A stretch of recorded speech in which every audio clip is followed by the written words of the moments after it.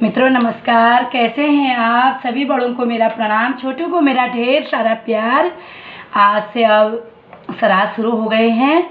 आज भी मैंने कल और परसों ईजा ने तो आपको समझाया ही था श्राद्ध के बारे में, और मैंने भी सुबह एक श्राद्ध में बड़ा भाव प्रकट किया था पितरों के प्रति।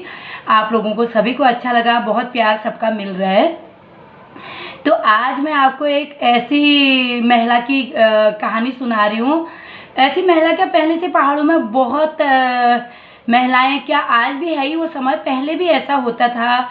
जैसे गांव में खेत में कोई घास काटती हैं, गोबर निकालती है, गैया पालती है, जो भी करती है, सभी लोग सभी से बात नहीं करते थे। कोई खुल के बोलता है, कोई नहीं बोल पाता, हम ये नहीं कह रहे हैं। लेकिन एक ऐसी महिला की कहानी है जो एक बहुत भयंकर धूप में और गर्मी में, इतनी गर्मी होती है, धूप होती है, और उस गर्मी में वो अकेले खेत में काम करती है और बड़े तन मन धन से खेत में काम में लगे रहती है।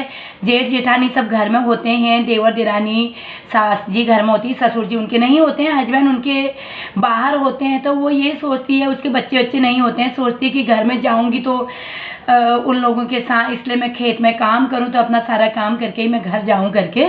तो इतने में उनको क्या होता है, एक चलते फिरते, तो खेत में आप काम भी कर रहे हैं तो चलते फिरते रोज ही लोग दिखाई देते हैं, कोई भी किसी से ऐसे बात नहीं। लेकिन कभी कभी ऐसा होता है, कोई अचानक एक ऐसा इंसान आता है, उसे गांव का रास्ता पता नहीं होता है, तो वो गांव का रास्ता पूछता है।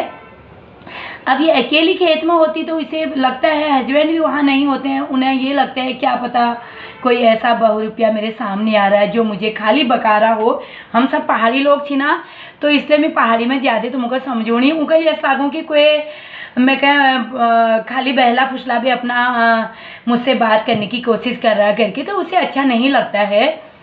वो बोलता है कि आप कहाँ रहती हो, मुझे अगले गाँव में जाना है, आपके सास ससुर कहाँ हैं, आपके जेठ जेठानी कहाँ हैं, और क्या आपके हस्बैंड करते हैं, ये सब पूछता है। तो उसको अच्छा नहीं लगता है, उसको बुरा लग जाता है। वो बोलती है कि ऐसे ये सब मुझसे मत पूछो, और रास्ता भी अगले गांव का, तुम अपनी बहनों से पूछना, अपनी ईजा से पूछना, मुझसे क्यों। मतलब बुरा लग जाता है उस लेडीज़ को। वो खेत में काम कर रही होती है, एक तो दिन भर इतनी मेहनत करती, धूप होती है, गर्मी में कोई घूंट पानी भी पूछता नहीं है। पहाड़ों में कितने लेडीज़ें ऐसी होती मित्रों जो हाथ तोड़ मेहनत करती हैं, उन्हें फिर भी नहीं सफलता है, लेकिन कोई बात नहीं, मेहनत का फल सदा मीठा ही होता है, उसमें भी कुछ ना कुछ अच्छाई होती है।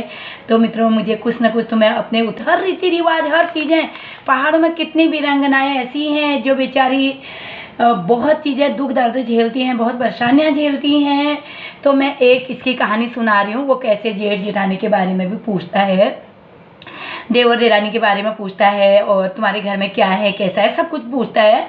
तो वो अपनी शादी के लिए भी बोलती है, कैसे मेरी शादी हुई, क्या हुआ, सारी चीज़ें वो बताती है। तो मैं आपको गाने के माध्यम से, ये पहले तो समझा दिया है, मैं आपको गाने के माध्यम से भी ये गा के अभी सुनाती हूँ। और अगर अच्छा लगे तो प्लीज़ लाइक शेयर सब्सक्राइब कीजिएगा।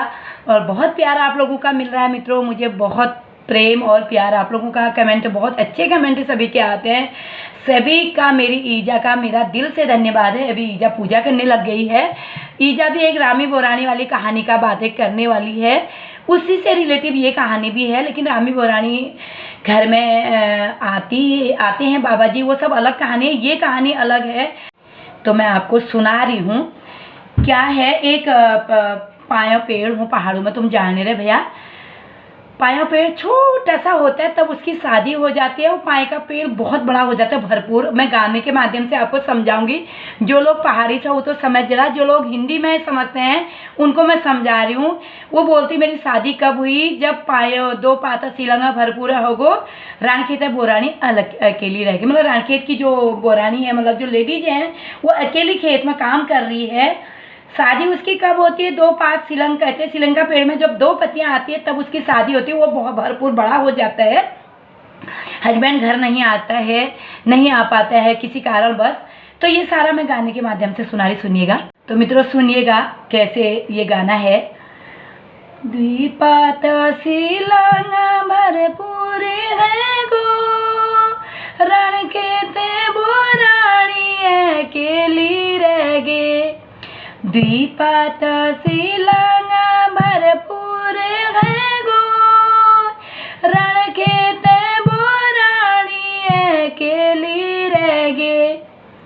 बताबो रानी पलकों का बाट, बताबो रानी पलकों का बाट।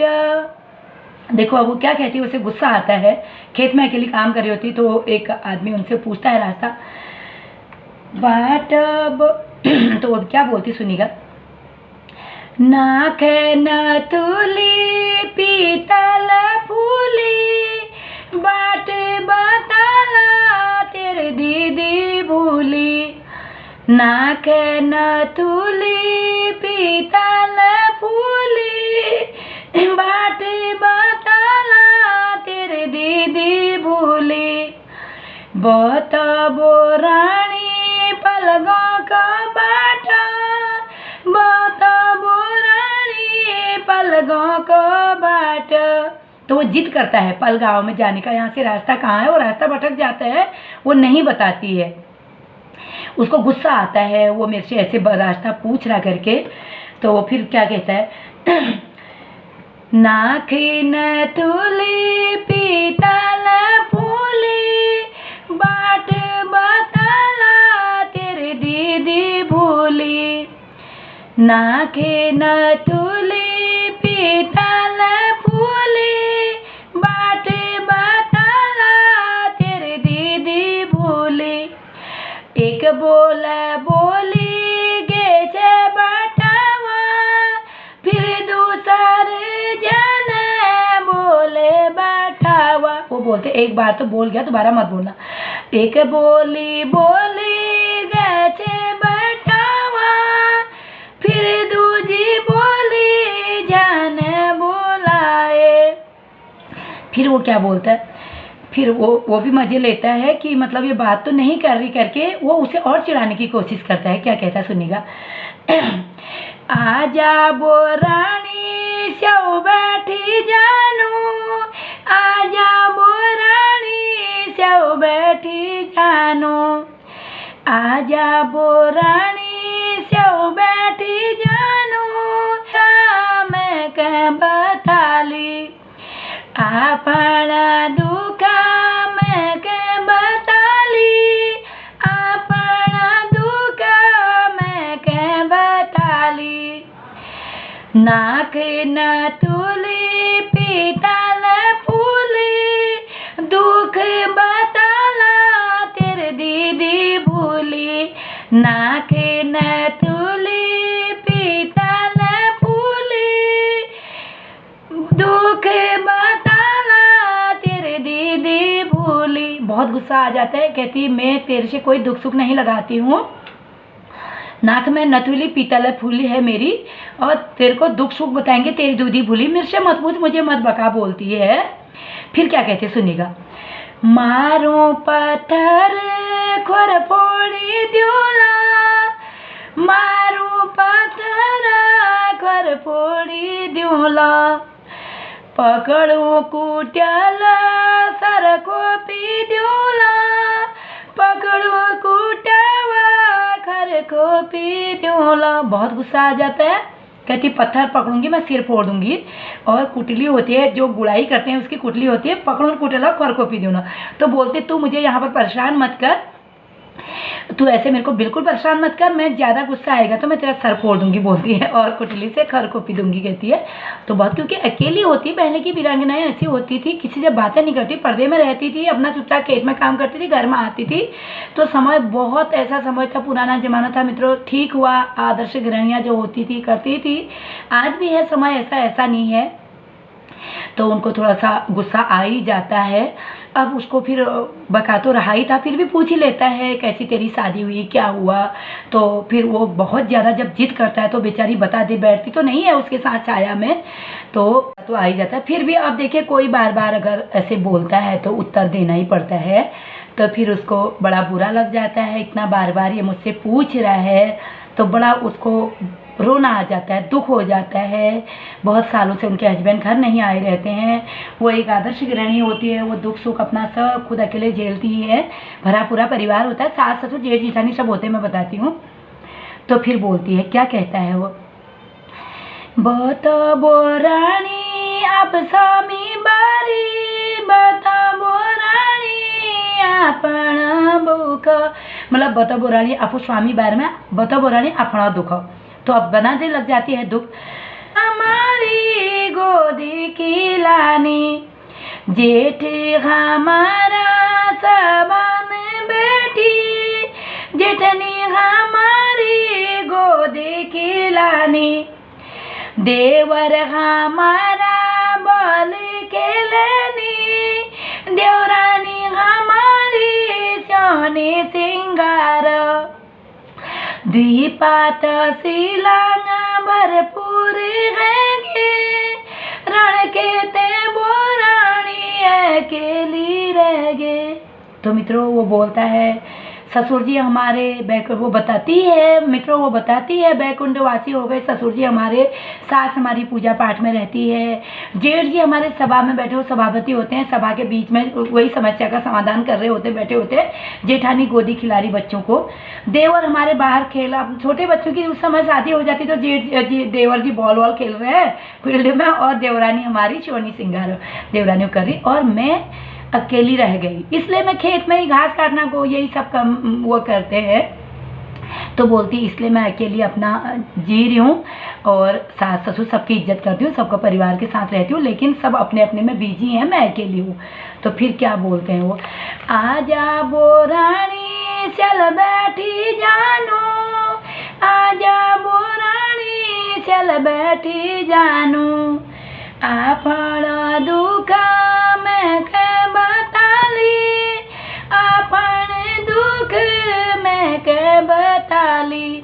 अब सब कुछ तो बता दिया, गुस्सा फिर उसको बहुत आ जाता है कि इतना चीज़ पूछ रहा है, उसने सोचा है मेरी बातों में आ गई तो शायद मेरे साथ परीक्षा ले रहा था वो भी, लेकिन वो इतनी आदर्श नारी थी, वो सारा दुख सुख तो बता दिया लेकिन उसके सामने नहीं गई।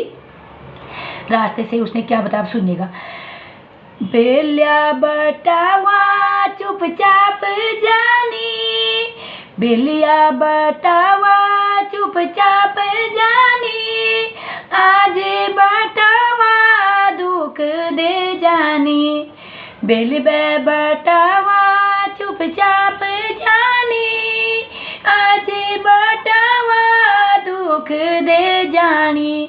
मतलब वो कहते बेलिया बटाव, कल का जो रास्ते में चलता फिरता कोई भी मिल रहा था चुपचाप अपना रास्ता निकलते थे, मुझसे कोई मतलब नहीं, और आज का बटाव ये इतना परेशान कर रहा है, इतनी देर तक मेरे को बातों में बहला फुसला रहा है, तो उसको अच्छा नहीं लग रहा है, बुरा लग जाता है उसे, मतलब किस तरह का ये आदमी है, क्यों मुझे इस तरह से परेशान कर रहा करके बहुत गुस्सा आ जाता है, बहुत गुस्सा आ जाता है। अगले गाँव में जाने का रास्ता वो नहीं बताती है, उसे बहुत गुस्सा आ जाता है। अब उसको भी नहीं पता होता, वो बेचारी तो अपने खेत में काम कर रही है, अपना घास काट रही है, तो वो उसका खाली बहला फुसला के उसका समय बर्बाद कर रहा है, तो उसे बहुत गुस्सा आ जाता है। फिर उसको इतना सारी चीज़ें तो बता देती है, सास ये कर रही, ससुर जी नहीं है, जेठ जेठानी सबके बारे में बताती है, तो फिर उसको बहुत गुस्सा आता है। फिर बोलती है, एक बोले बोली गे छे बटावा, फिर दूसरे बोले जन बोलिए, एक बोले बोली गए थे बटावा, फिर दूसरे बोले जन बोलाए, द्विपात शिलांग भरपूर है गो, रण के ते बोरानी अकेली रह गए। वो कहती द्विपाटा शिलंग भरपूर हो, इतना बड़ा शिलंग का पेड़ हो गया है, तब मेरी शादी हो गई थी, उसके बाद मेरे हस्बैंड का आता पता नहीं है, कुछ उनका आता पता नहीं है, कौन है क्या है कहाँ है मुझे कुछ भी पता नहीं है, तो तुम मैं एक अकेली नारी को क्यों यहाँ पर परेशान, निकलो सीधे, कल के जो रास्ते में चलते वो चुपचाप जाते थे, आज तुम इतना परेशान कर रहे हो। तो उसे बहुत गुस्सा आता है, वो चुपचाप फिर चला जाता है, देखता है कि अकेली नारी को देख करते भी हैं ये लोग बहला फुसला के अपने उसमें, लेकिन इससे हमें बहुत अच्छी शिक्षा मिलती है मित्रों, बहुत अच्छी शिक्षा मिलती है। आज भी कितने घरों में ऐसा है, कितनी बच्चियां हैं, कितनी नारियां हैं, दूसरे के बहला के फुसलाने में आके अपना घर बर्बाद कर देती है, अपने घर को। कितने आता है, पेपर में भी आता है, सुनने को भी मिलता है कि आज वो लेडीज़ भाग गई हैं, वो इधर चले गई हैं, उधर चले गई हैं, आजकल लड़कियां पढ़ाई छोड़कर भाग गई हैं। मित्रों, इससे अगर जो भी लोग मेरी वीडियो सुन रहे हैं तो बहुत कुछ हमें सीखने को मिलता है। हर लड़की को अपना आत्मसम्मान, अपनी इज्जत अपने हाथ में है। खूब पढ़ाई लिखाई करो, खूब आगे बढ़ो, और जो हमारी गृहस्थी वाली आदर्श नारियाँ हैं, अपने पति का सम्मान, अपने सास ससुर का सम्मान, अपने पति परमेश्वर की इज्जत करो, पति परमेश्वर की इज्जत करनी चाहिए। और कभी भी दूसरे की बातों में ऐसे चलते फिरते किसी के भी बातों में नहीं आना चाहिए और अपनी घर गृहस्थी को संभालना चाहिए, अपने घर का ध्यान देना चाहिए, अपने आदर्श गृहिणी को अपना घर बनाना है। लड़कियों के लिए भी मेरी खास करके जो जवान लड़कियां हैं, आजकल नौजवान लड़कियां हैं, लड़कियां भी कान खोल के सुने कि बेटियों तुम्हारे लिए बिल्कुल आज के समय में एक आप इसको कर्मठ नारियां बनना है और किसी के भी बहलाने फुसलाने में आने में अपनी पढ़ाई चौपट नहीं करनी है। इधर उधर भाग जाती है लड़कियां, फिर लास्ट में माँ बाप के पास रोते हुए आती हैं। जब उनका सब कुछ ख़त्म हो जाता है फिर माँ के पास ही आके कितने लोग बोलते भी हैं हमारी बेटी बर्बाद हो गई, हमारी बेटी का तलाक हो गया, हमारी बेटी रो रही है, परेशान हो रही है। नहीं, आज हर लड़की अपने पैरों में खड़े हो जाइए। लड़कियों, सबसे मेरी एक ही रिक्वेस्ट है, अपने पैरों में खड़े होकर आप भारत की आदर्श नारी बना के दिखाइए।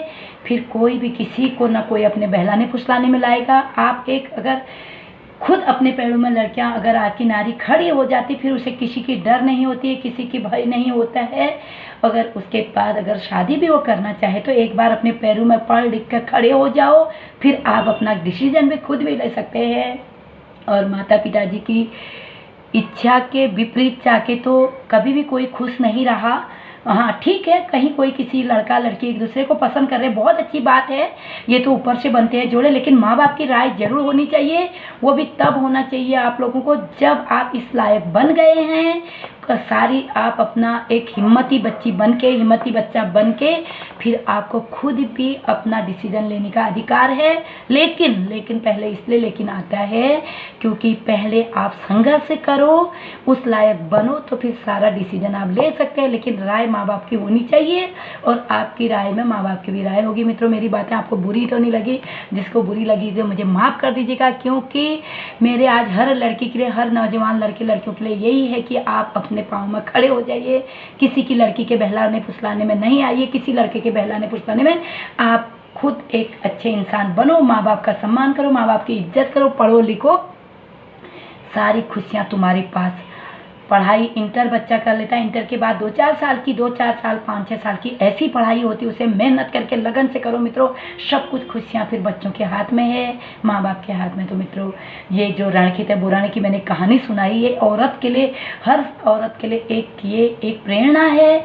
और औरत को अपना एक आदर्श गृहिणी कैसे बनना है उसके लिए भी मैंने ये पुरानी चीज़ें इसलिए ला रही हूँ क्योंकि पहले की नारी बहुत संघर्षवान होती थी, बहुत मेहनती होती थी। आज नारियों का सम्मान नारियां खुद खो रही हैं, अपना सम्मान अपने पहनावे से, अपने हर, मैं कहना नहीं चाहूँगी ऐसा, लेकिन जितना नारियां सलीके से रहेंगी, जितना अपना अच्छी उससे रहेंगी, उतना उनका सम्मान समाज में होगा। भगवान ने हमें तन ढकने को कपड़े दे रखे हैं और ऊपर वाले ने सब कुछ बनाया है, तो हमें सलीके से रहना चाहिए, बहुत अच्छे ढंग से रहना चाहिए। आगे बढ़ना है तो विचारों से बढ़ना है, आगे बढ़ना है तो ये दिखावे के कपड़े पहन के या ऐसा अपना अंग प्रदर्शन करके आगे नहीं बढ़ना है। अपने हर अच्छे विचारों से अपने संघर्ष के करना है, कुछ ऐसा करके दिखाइए जिसमें आपका नाम हो। अगर ऐसे अंग प्रदर्शन कपड़ों का जो करते हैं तो वो बदनामी का के सिवाय और कुछ भी नहीं होता है। सभी मित्रों से मेरी यही प्रेरणा है कि अगर अभी हम लोग जो हम अभी करेंगे वो हमारे बच्चे सीखेंगे, हम अच्छे ढंग से रहेंगे, बच्चा अच्छा सीखेगा। पहले घर के अंदर ही माँ बाप ही बच्चों के गुरु होते हैं, तो माँ बाप से ही बच्चे सीखते हैं क्या बनना है क्या नहीं बनना है। तो मित्रों, मेरा हर चीज़ जितना मेरे अंदर माँ बाप के प्रति भाव है, भक्ति है, सभी के अंदर होनी चाहिए। और सभी माँ बहनों के लिए मेरी यही रिक्वेस्ट है कि समाज के सामने अपना अंग प्रदर्शन न किया जाए, पहनावे से अपना इस तरह का वो नहीं दिखाया जाए। मेरी बात का बिल्कुल भी बुरा मत मानिए। हम जितना अपने पहनावे को, हम भारत की आदर्श नारियां हैं, हमारा हर चीज़, हर समय हम सर में पल्ला नहीं भी रख सकते हैं तो हम फुल बाजू वाले कपड़े, फुल हर चीज़ अच्छे कपड़े पहन सकते हैं। और हमें कभी भी नारी को अपना अंग प्रदर्शन नहीं करना चाहिए, नहीं करना चाहिए, नहीं करना चाहिए। मेरी बात का किसी को भी बुरा न लगे। मैं अगर किसी को बुरा लग रहा तो मुझे माफ़ कर दीजिएगा। मैं कोई भी, क्योंकि आज समय इतना आगे पहुंच गया है, कितने लोग विरोध भी करेंगे कि कपड़ों से नहीं है करके। नहीं, कपड़ों से तो नहीं है, लेकिन जो एक आदर्श नारी का जिन पहनावे से सम्मान होता है वो सम्मान नहीं खोना चाहिए। तो मित्रों, सभी को मेरा नमस्कार।